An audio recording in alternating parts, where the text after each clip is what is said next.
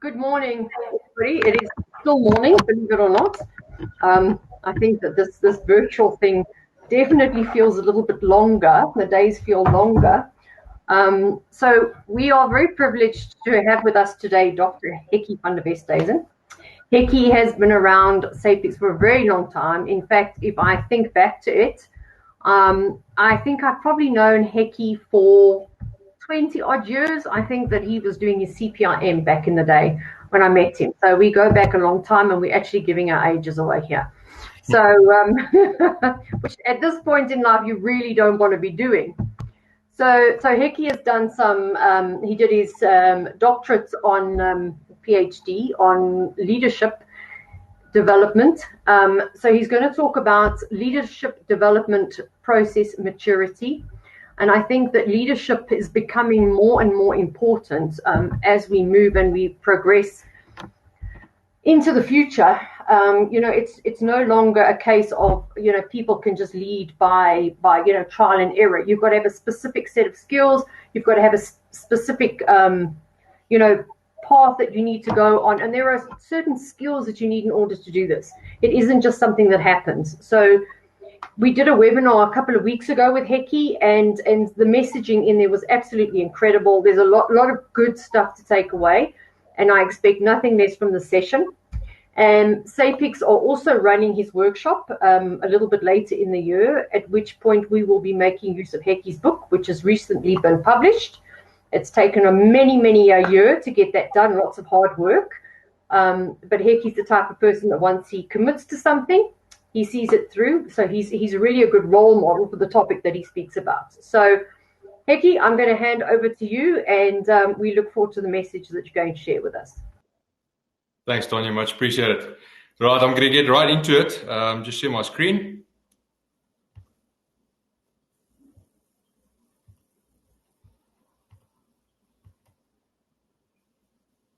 Right, just to confirm that you can actually see that.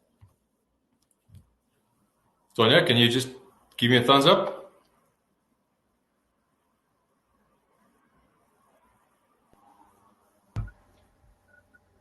Tanya, can you just confirm that you can see my screen? Yeah, we can see it. Can you hear me? Cool. Okay. All good. I can hear you now. Yeah, thanks a lot. Ladies and gentlemen, just good morning from my side as well. My name is HEKKIE van der WESTHUIZEN, and it's my privilege to share with you today the results from my PhD research, which I finished last year. Also graduated in 2020, and yeah, you're the privileged few, because reality is I can't share it in any other forum as far as the conference is concerned. So this is the one shot I've got to be able to share with you what I've researched and what the results of my research were. Just very briefly, who's this guy that's got a funny nickname that I inherited from my grandfather? Family man. Marley I'm married to her. She's a finance exec. Henry's a first-year student at Marty's, and Chris is a scholar at Northcliffe High. I'm a born and bred African. This is where I will see out the rest of my life. I love the African bush. That's where I charge my batteries. From an exercise point of view, I'm a swimmer. I enjoy open water swimming. And my dad taught me two things, is to love water and to also love motorcycles for my sins. And that is my motorbike, by the way, but it's not me on it. I'm a certified supply chain professional through Apex or ASCM. I have 2 finance degrees. I hold the MBA from Business School. And as I'm sharing with you today, I've completed my PhD last year at UJ in personal and professional leadership. From a career point of view, I had the privilege to work for a couple of organizations across the supply chain. I've held executive positions. And then at some point last year, I decided to start my own business, and I founded the Southern African Leadership Development and Training Institute, or for short, SALDaTI, which I'm heading up. And having said that, you'll be glad to know that I'm a pracademic, a term that's been coined by Posner in 2009 for the first time. And a pracademic is a person whose career spans the boundaries of academia and practice. So it's very important for me to have one foot in the academia, because that's where the research takes place, and then to use that and through my business to apply it in practice. I'm also, in addition to heading up SALDaTI, I also am actively involved in 5 business schools in Southern Africa, where I do things like mentoring and also supervising master students. Right, so getting into the nuts and bolts of the presentation. The research topic, unfortunately, is quite formal. That's typically what PhD topics look like, is the development and validation of a measure of organizational leadership development process maturity. And like I said earlier, I did it through you, Jay. Now, that's a mouthful, but I'll unpack it with you, and I'm looking forward to doing exactly that. So you might ask, why does this specific research topic for PhD? So about 10 years ago, I started to grapple with a couple of answers relating to leadership development. And throughout my career, leadership development was, in the corporate world, a passion of mine. And I was quite extensively involved in leadership development in organizations, ranging from developing curriculum for business schools and also facilitating it and assessing it. And the question I started to grapple with about 10 years ago was, what are the critical success factors or areas that should be included in the leadership development process in organizations per level of leadership? Because I thought to myself, I've read about this, but surely it can't be the same for each level of leadership. So very simply, I asked myself a question: what works and what doesn't work in the leadership development process in an organization? Now, just before I carry on, I just want to explain to you the concept of maturity as it related to my studies and my research. So very simply, organizations that are mature from a leadership development process point of view actually conforms to the critical success factors for leadership development. Conversely, if you're not mature from a leadership development process point of view, then you don't conform to the critical areas as far as leadership development is concerned. So my main issue was, we were doing leadership development in the corporate world, but it felt like we were really, to an extent, following a shotgun approach. We had ad hoc interventions like coaching here and a mentoring project there, experiential learning exercises, job rotation, etc., etc. And really, what I wanted to know was, what does leadership development entail if you focus on the right things? And what are those things that will allow us to focus on the correct things that are effective? Because ultimately, ladies and gentlemen, you'll agree with me that it's about return on learning as a measure of return on investment. Because otherwise, we take our money and we just throw it down a pit as far as leadership development is concerned.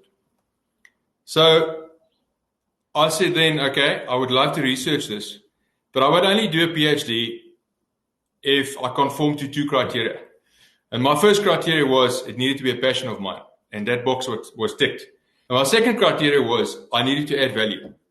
Because just to get an ego drive or go on an ego trip about putting 2 letters in front of your name, that is very short-sighted. And if you do that, if that's your main driver for doing a PhD, I will have to share with you that you'll be disappointed at some point, or be miserable for that matter.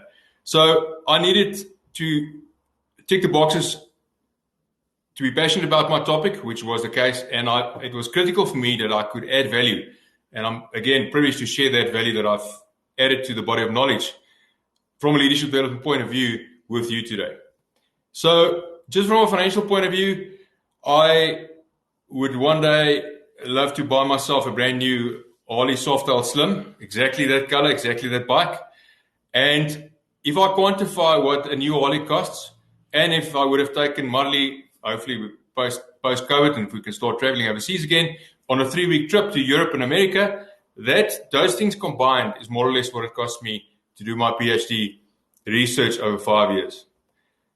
And my son asked me, Dad, how many hours did it take you? It took me about 3,000 plus hours, or somewhere between 3,000 and 4,000 hours, which is 125 completed days, including a sabbatical that I took last year for 9 months full-time to work 10, 12 hours a day to actually complete the process. So I asked myself a couple of pertinent questions, and I'm sure, and I can imagine that you might be asking yourself the same questions as far as leadership development is concerned. The first one is, what makes Africa different or not different from the Western world as far as leadership development is concerned.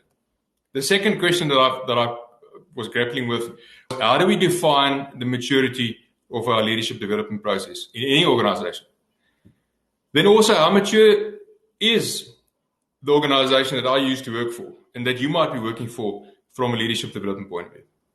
And then finally, should the leadership development process have a different focus for each of the different levels or leadership levels in the organization? Because surely it can't be the same. So the key focus of my research was something that Hopkins and Meyer, funny enough, in 2019, which is only a year before I finished my PhD, documented. And they said the ultimate goal of leadership development research should be to identify which components of the leadership development process have the most significant outcomes and impact.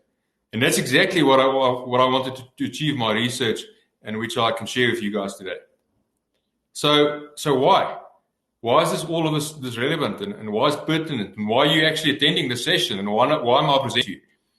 Well, if you go to Forbes.com, I've accessed this article, and the article heading is Leadership Development is a $366 billion US dollar industry. And then they ask the question, here is why most programs don't work. Now, if you look at the top of that little clip there, or that little photo, you will see that the article was dated June the 20th, 2019.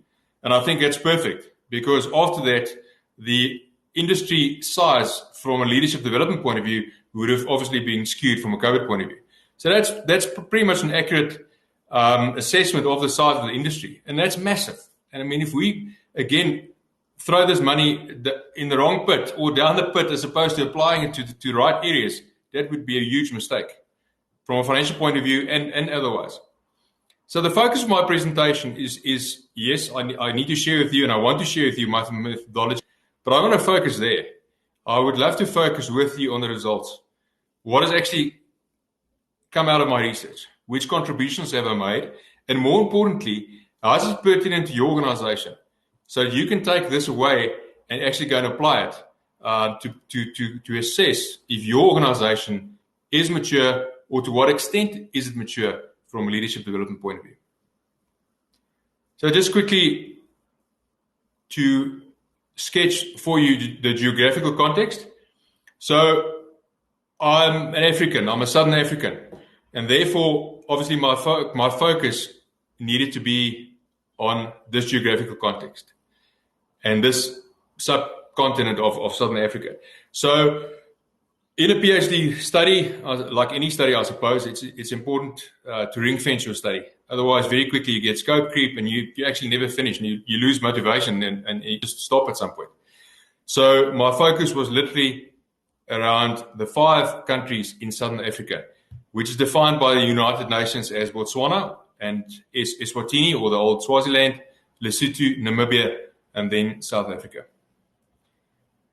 So before I show you the demographic summary of the study participants, I need to share with you that it was critical for me to access the experts, those people that were truly leadership development practitioners or experts in Southern Africa.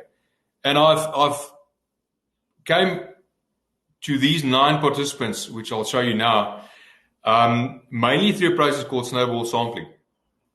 A lot of the participants that I originally contacted outside of this list of 9 didn't make the cut, so to speak, and didn't conform to my criteria that I needed them to conform to in order to add value to the study. So I have to apologize a bit. This is a very busy clip, but I took it directly from my thesis. But just to show you that the 9 participants, 5 of them had PhDs in leadership development. The rest had master's degrees. And you'll see there's even a CA in the mix. And you might ask me, but HEKKIE, what does a CA do as part of this list? Well, Davy Fourie heads up the African Leadership Institute in Namibia. And he's been very much involved in leadership development for most of his life. And he's the guy that I interviewed as part of this process. So the gender, you'll see there's a nice mix between male and female. Demographics as well. And then, yes, they're all full-time leadership development practitioners. In total, they have 141 years of experience, and they very much focus on leadership development in Southern Africa. And to put the cherry on the cake, they're also involved in other African countries as far as leadership development is concerned. So I adopted a multi-phased mixed methods research design, and I started off by doing desk research or secondary research, and you would know that a PhD process entails a lot of reading. I've basically done it for a year. Many books and articles, peer-reviewed, accredited articles on leadership development. And then from there, I did the first round of interviews with the research participants. And then I applied that data or that information through a process called HEKKIE methodology. Now, HEKKIE methodology is a form of factor analysis. It's used quite extensively to gauge people's viewpoint or their perceptions in the social science field. And what I then did was from there, I could develop the measure that I referred to earlier. And that allowed me to design a questionnaire which organizations can use then to gauge their leadership development process maturity. And then I told myself, but hang on, I can't just use and say this measure works. The point is I needed to vet it and validate it. And therefore, that was the last step in terms of interpreting the measure by involving 2 case study companies to validate that measure. So phase 1 and 2 of the research, I just want to delve in a little bit more detail as far as that's concerned.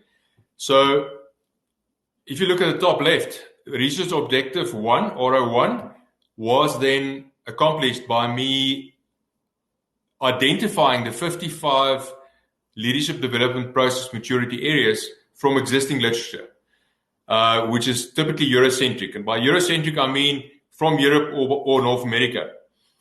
Very interesting to know that very little research I could find on the leadership development process from an Afrocentric point of view, which is another reason why I'm glad I did the research to add to the body of knowledge from a Southern African or African perspective.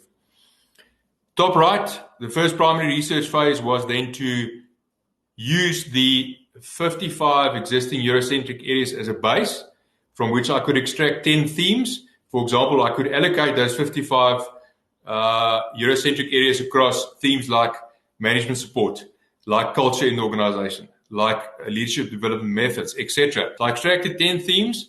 I could allocate the 55 areas to those themes, and then those themes are used as a base to conduct semi-structured interviews with the leadership development participants that I used in my study. So what then happened was I managed to, as part of conforming or adhering or completing research objective 2, I extracted 70 new Afrocentric leadership development process maturity areas. Now, both the 55 Eurocentric areas and the 70 new Afrocentric leadership development process maturity areas, you would find, if you look on the right-hand side of your screen, there's an icon that says handouts. You will find it in there. I've left it in there for you, and a couple of other pieces that you'll be able to use in your organizations. So that gave me a list of 125 by combining those. And then what I had to do was to shortlist those 125 areas. And I managed to do that by ensuring that I had a representation across the 10 themes that I've mentioned earlier, but more specifically that from a frequency point of view, my research participants confirmed that those 47 areas were important. So the 47 statements that I shortlisted, which is also part of the handout, were all statements that at least 5 of the 9 research participants said is critical to the leadership development process. Then I performed the HEKKIE methodology process or method, and as phase 3, what that assisted me with, and which I touched on earlier, was to address research objective 4. So I could develop the measure of organizational leadership development process maturity, which consisted of a qualitative side, which was the social perspective profiling side, which I'm not going to focus on really today. But then what I want to focus on is the quantitative side, which allows you to measure your maturity and that is the Leadership Development Process Maturity Index. And then finally, I needed to validate this non-validated measure, which I've done, and that allowed me to address research objective 5 and to tick the box of this measure actually works and it can be used. I'll get to that a little bit later. So you would very quickly tell me that there's a research objective 3 missing there. And I want to quickly focus on that.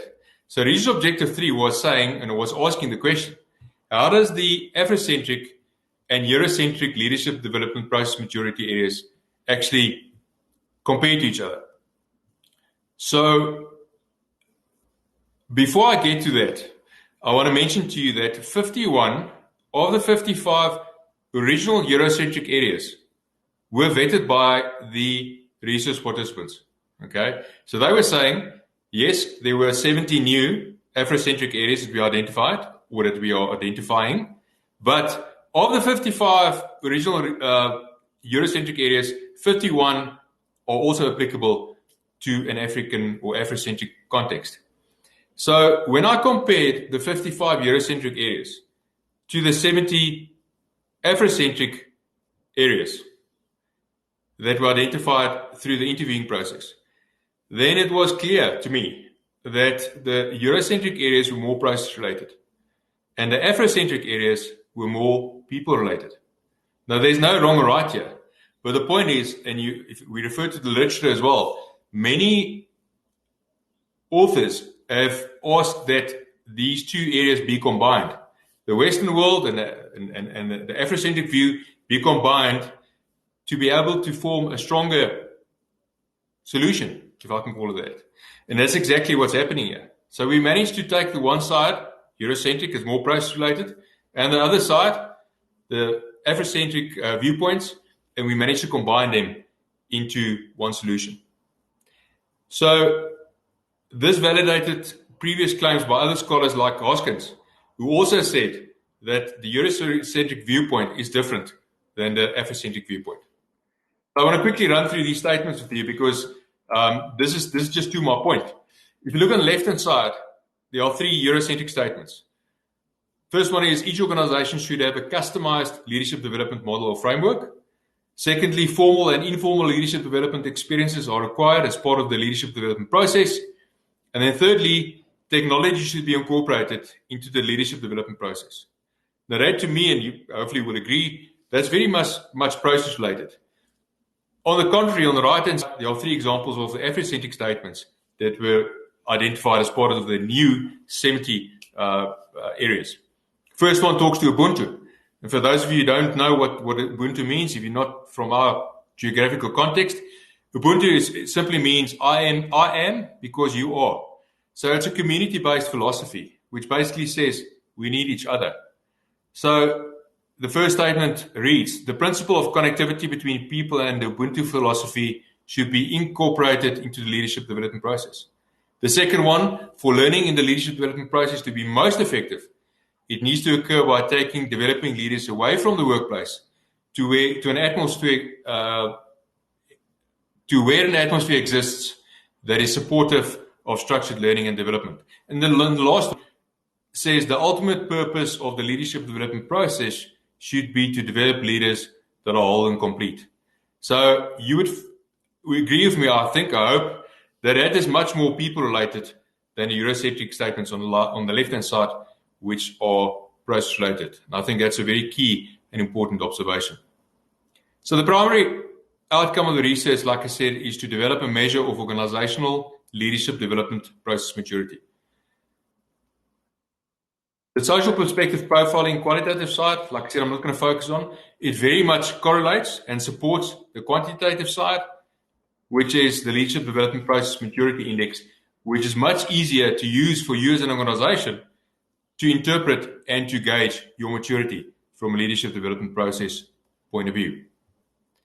So I just going to quickly mention to you that the 2 organizations that I used to validate the models, I can't disclose those organizations to you, but I can tell you that those organizations are very well entrenched existing organizations for many decades, more than 4 decades, and that were actively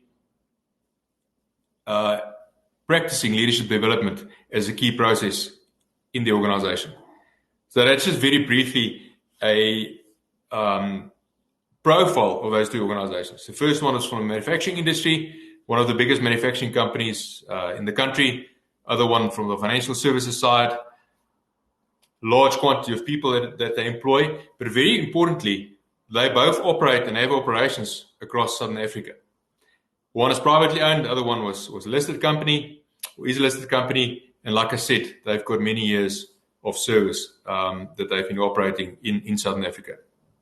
So as far as the LDPMI is concerned, or the Leadership Development Process Maturity Index, just to summarize, I know it's a lengthy paragraph, but it is a quantitative instrument with which an organization can measure, you can measure, not only to what extent it focuses on the most critical areas of the leadership development process, but also to what extent it is steering away from the most non-critical areas that are a waste of resources, energy, with poor returns. So really the focus was, out of the 47 statements, to try and extract the statements that were most critical.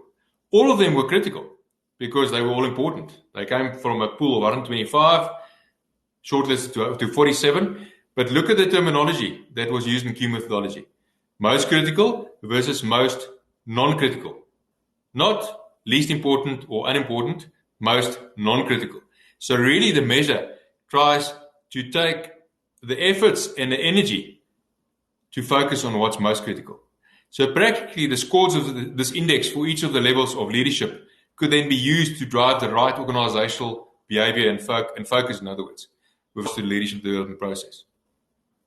So the LDPMI consists of most critical and most non-critical areas out of 47 statements, like I said, per level of leadership.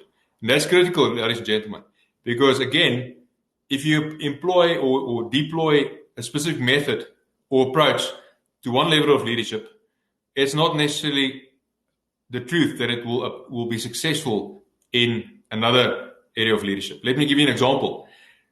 It came out of the research and was confirmed through the research that at senior management level, it is very critical that leaders take time to reflect where they are, where they're going, what are they doing. So time for reflection is critical, much more critical than the junior leadership level needs to actually perform it or practice it rather. So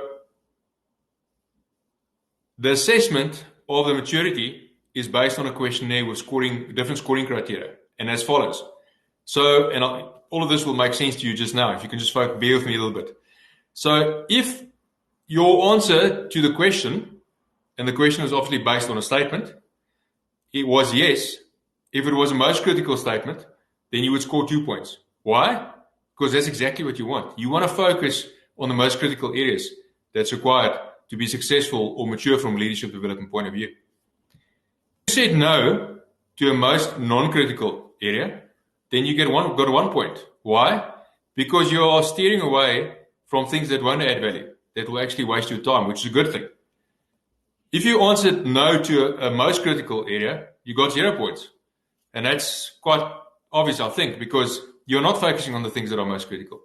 And then finally, if you said yes, or you answer yes to the most non-critical items, then that's also a problem, because it means you take your focus away from your efforts and your energy and your resources away from the most critical areas, and you're focusing on the non-critical areas, which you shouldn't be doing.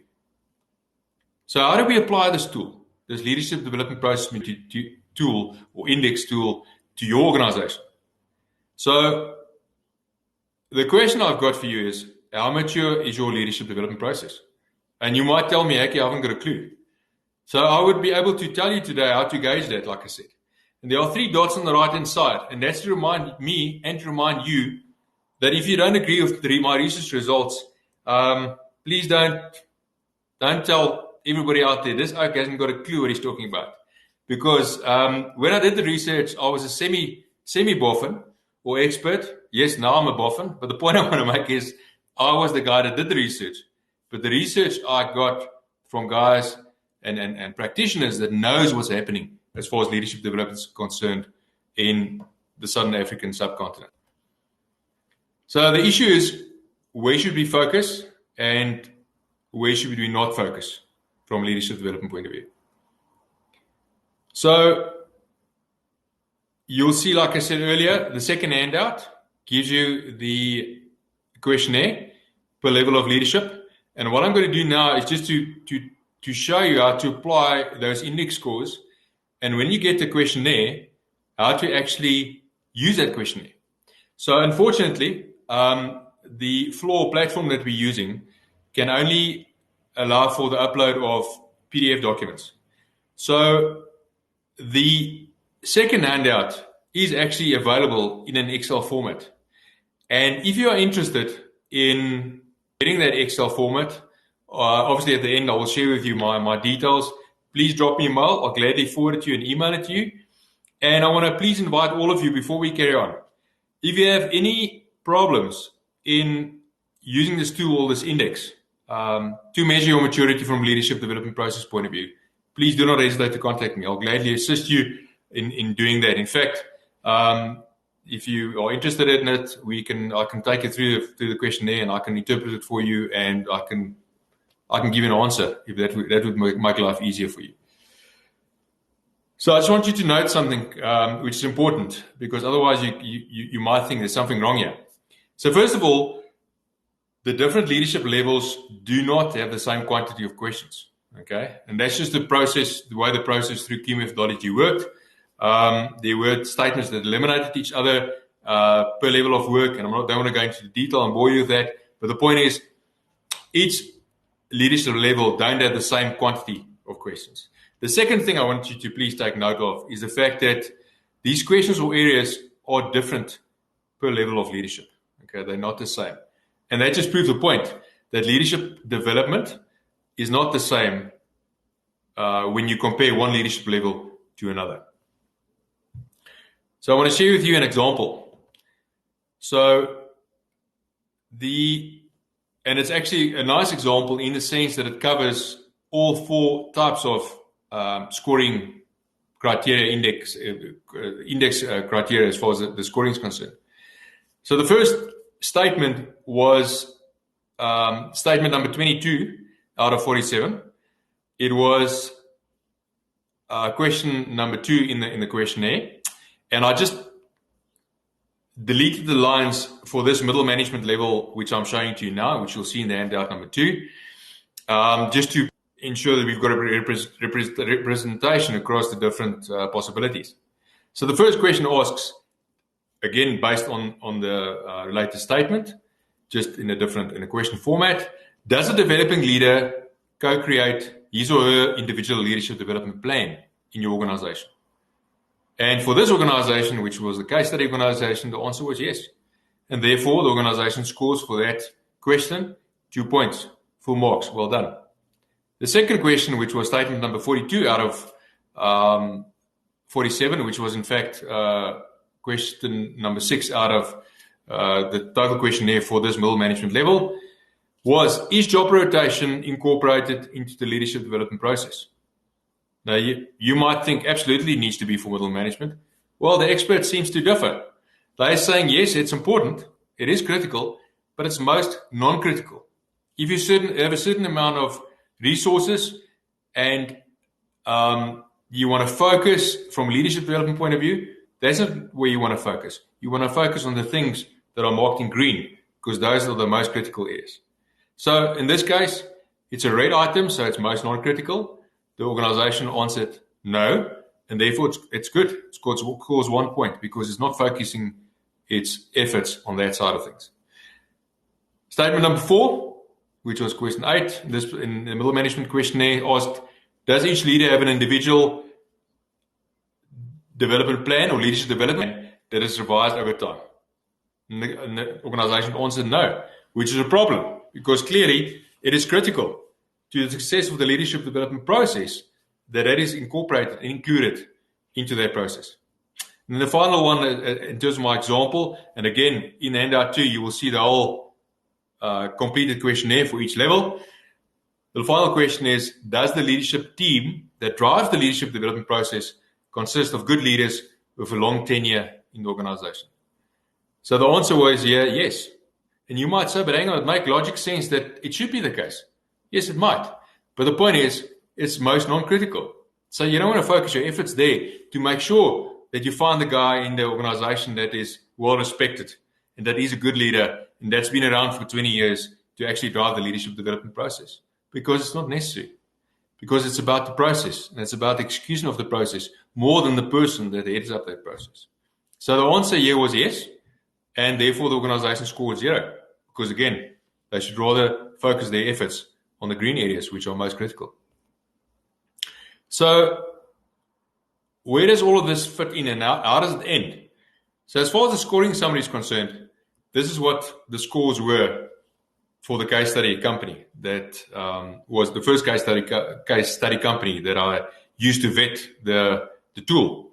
So, you would see on the right-hand side for the middle management level, they scored 75%, which is great.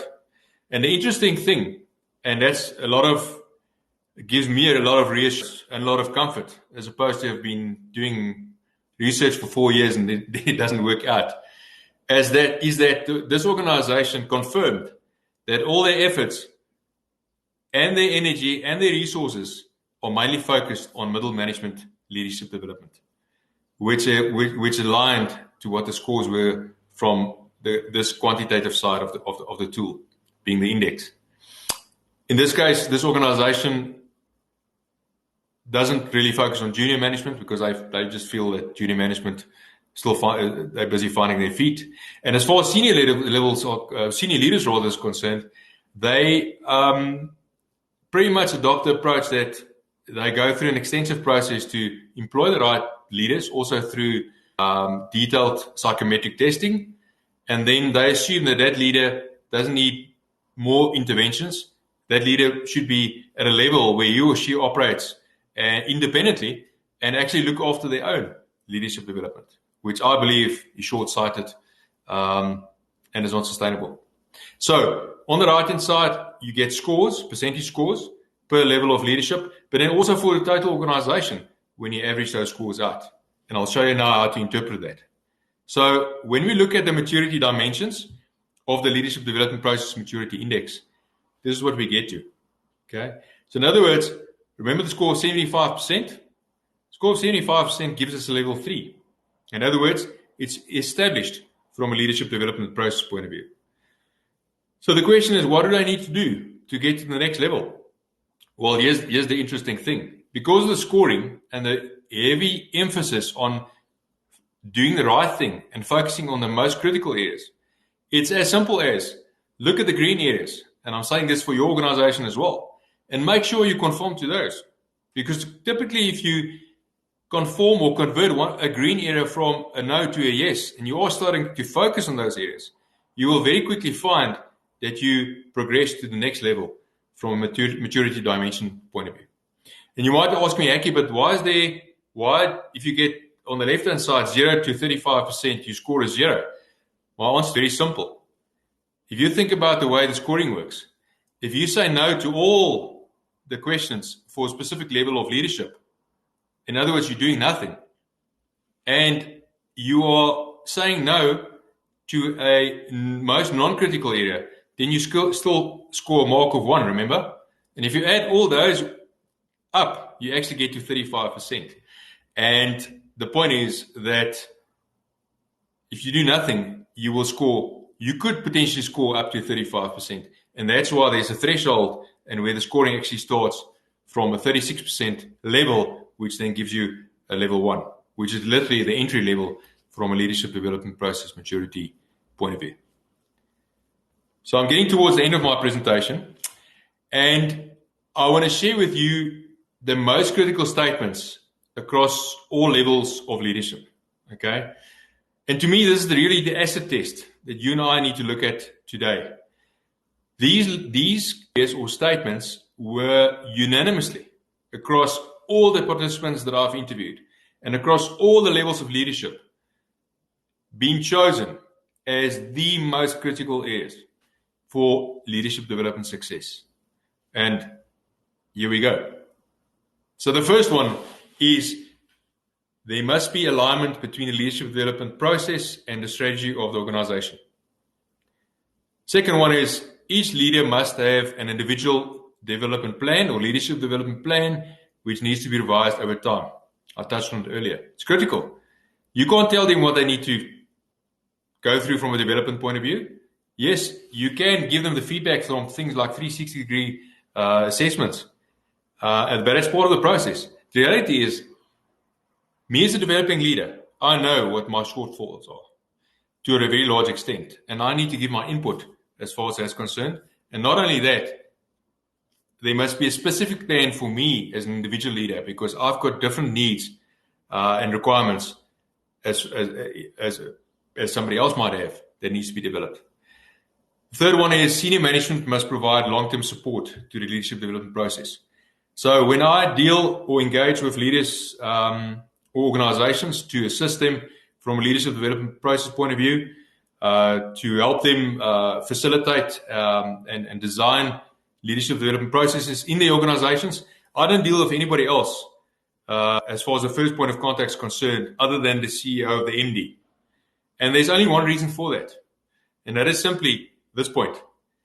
If I deal with the HR exec or director, no offense to anybody out there, then that person might block me because they might see me as a threat, but that's not the main reason.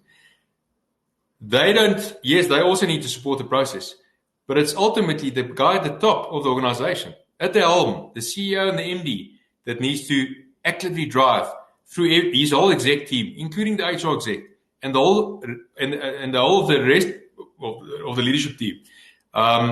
He or she needs to support from the top that leadership development process. The second last point, culture. The culture and the values of the organization and that of its existing and future leaders must be considered in the development and execution of the leadership development process. And the final point talks about the whole thing about hard and soft and having a balance, in that the leadership development process must focus on creating leaders who are in service of both driving the organizational goals, but also as far as the creation of a safe, productive workplace is concerned, in which people are inspired and enjoy coming to work. That sort of thing is also important. Now, the main purpose of my research was literally to develop this tool, a reliable, comprehensive, and valid set of instruments to use as a measure or tool to close the gaps that exist per level of leadership between the current status of any organization from a leadership development process point of view, and then the ideal or best practice status.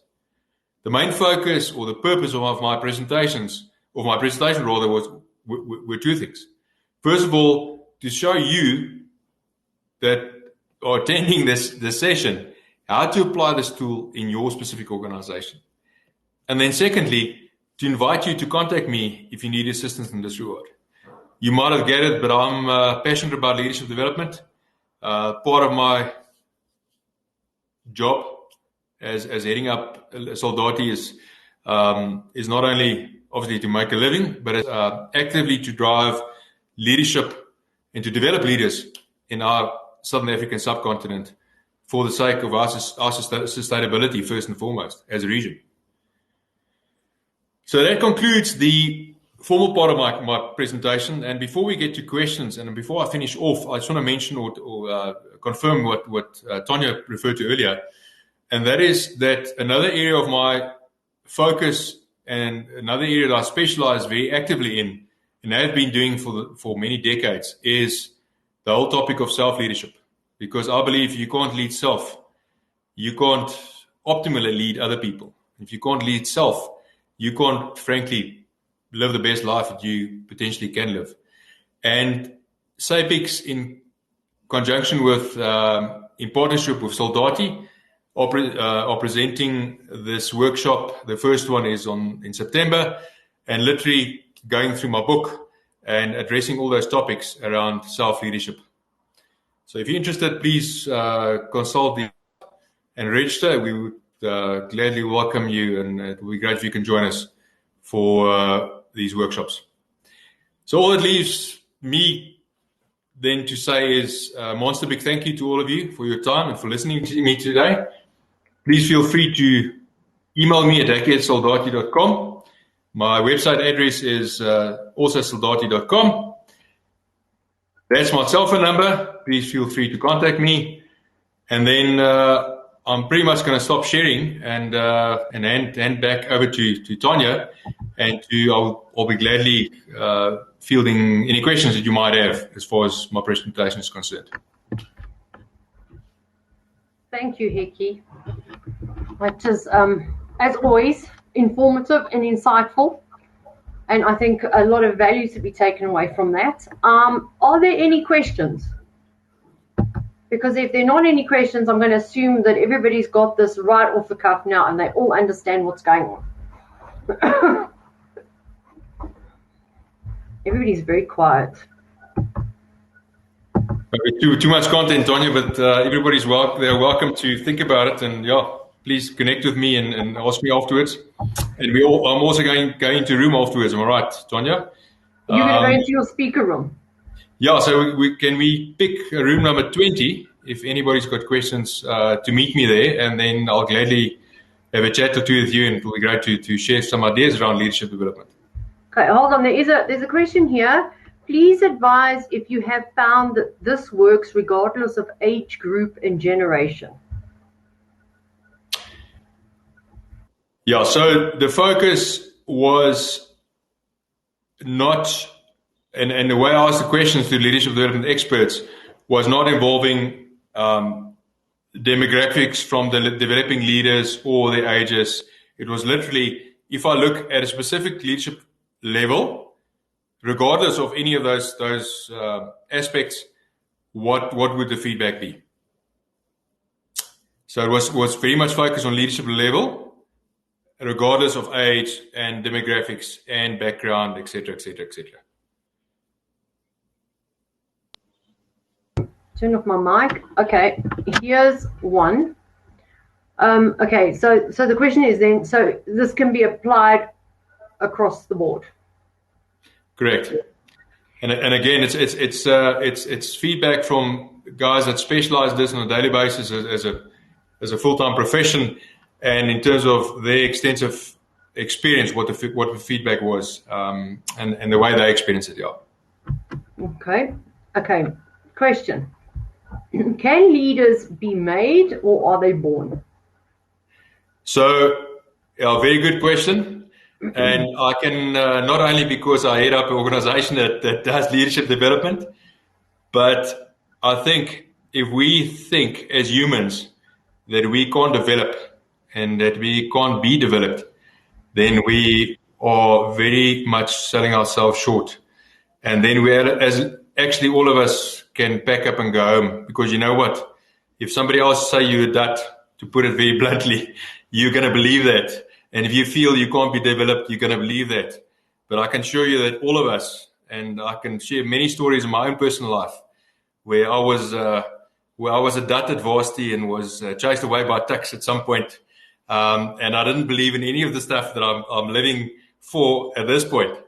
And where also through self-leadership and self-leadership development and interventions for organizations and great organizations that I've worked for example, through executive coaching, I've been developed into a leader that I would like to think and hope can add value to society. So to answer the question in a very roundabout way, leaders might be born to a small extent. There's some truth in that, but no question, the bulk of the focus is on being made. And absolutely, you can make a leader. And we see it in a simple example. You get twins, same genetic pool, same upbringing, same environments that they grow up in, and the one is a poor leader and the other one is a great leader because he or she were interested to be developed as a leader, and actually, as a result, became a better leader.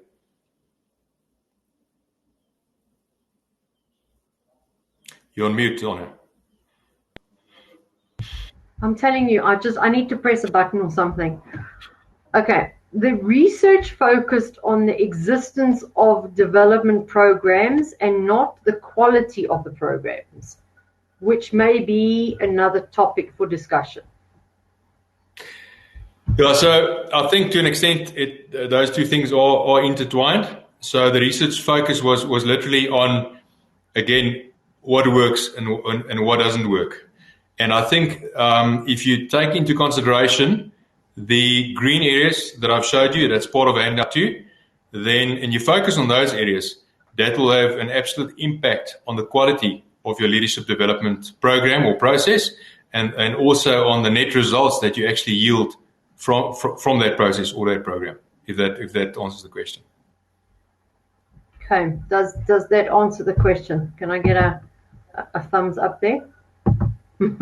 Otherwise, I can meet you at table number 20 in the lounge. Looking forward to it. Okay, so I think, I think that if anybody has any questions for HEKKIE now, table 20 in the lounge, have some more in-depth discussion, and please look out for the self-leadership workshop that's coming up. I promise you it will be worth it. I feel that everybody at some point needs to have some form of leadership training in terms of developing yourself and disciplining yourself. A lot of things that HEKKIE covered are really like, it is to an extent self-discipline. It's things that you need to practice in order to better lead yourself and manage yourself. And I think that there isn't anybody that can say that they have got all that in place. There is always room for improvement, and everybody needs to continue to develop. So the detail of that is on the SAFEX website under events. Please have a look at that. But for now, we'll wrap up, and you're most welcome to go and talk to HEKKIE more at table 20 in the lounge. I encourage you to do so. So thank you all for your time. HEKKIE, thank you for your expertise and sharing this presentation with us. Lots of food for thought for everybody to take away. So go and have a think about it, and HEKKIE, and if you didn't get that and you need it, you can definitely get in contact with us and we'll share it with you. So thank you, everybody, and we'll see you again shortly. Thank you. Thanks, much appreciated. Thanks. Okay, bye-bye.